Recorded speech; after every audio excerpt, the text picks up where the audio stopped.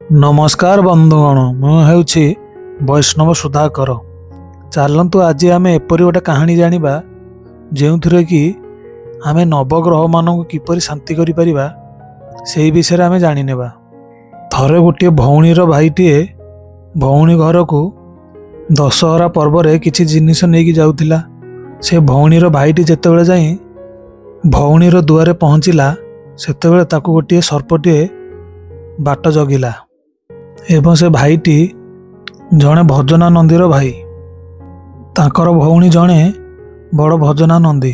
से भाईटीर भौणी सबुबले भगवान को जप करती एवं सबुबले दिन राति भगवान को स्मरण करती। तेणुकरी सापटीर ता भाई को कामुड़ापी साहस हो नथिला। जेतेबेले ता भाईटी देखी सर्प को पचारिला तुमे मते कौन पाई आघात करिवो। सर्पटी सेतेबेले कहिला आपणकर पूर्व कर्म किछि एपरि घटी जाइछि जहा फल कि आपण को सर्प दंशन करिवार जोग अछि।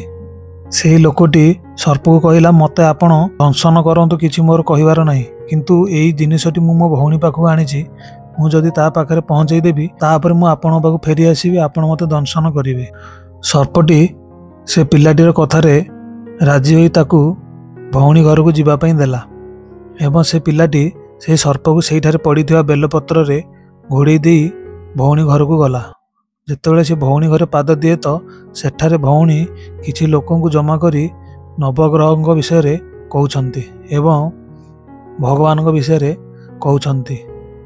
भाईटी जेतेबेले जाई भौणी घरे पहुँचला भौणी ताको देखी बहुत खुशी हो गला, किंतु ता मन रे थिबा दुख को देखी भौणी जेतेबेले भाई को पचारिला भाईटी सब सत कथा कहिदेला। भौणीटी कहिला नवग्रह को शांति करिवार बहुत उपाय अच्छे, किंतु ता मध्य प्रधान उपाय हेउची भगवान को नाम जप करिवा, भगवान सदा सर्वदा स्मरण करिवा एवं भगवान चरण रे निजको समर्पण करदेवा। एवं से भौणीर भाईटी तांको घरे रही सकाळु संज जाए भगवान नाँ नहीं जप करने को लगिला। जेतेबेले संध्या होला से भौणीर भाईटी घर को फेरिया पई आसिला एवं बाटरे से बेलपत्र को आड़िला बेलू से सापटी कदली रे परिणत हो जाइछि। भगवान को नाम जपरे एपरी अद्भुत महिमा रही जहाँ भी आपणकर कपाल रेखा को निश्चित भाव में बदल दे पारे एवं आपण हाथ में जो सब अशुभ रेखा रही बदलबार सामर्थ्य अच्छी प्रभु नाम जपरे। तेणुक यही कार्तिक मास जेहेतु धर्म मास यही मसरे आपड़ जिते भी धर्म काम करेंगे आध्यात्मिक काम करेंगे ताहा सबू 100 गुणा परिणत हेब। तेणुक आपण जदि आप मसरे गोटे थर भी माला गड़ेबे ताहले से गोटे माला को 100 बोली हिसाब करा जिवो।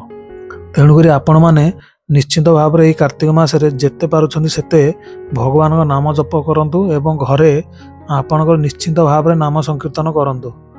जदि आपण यही कार्तिक मासरे घरे नाम संकीर्तन करेंगे ताहले निश्चित भाव में आपण घर चौर भय सर्प भय अग्नि भय निश्चित भाव में दूर हेब। चौर भय हेउची चोर मैंने आपणकर घरे आदौ प्रवेश करें नहीं कि किसी क्षति करें नहीं।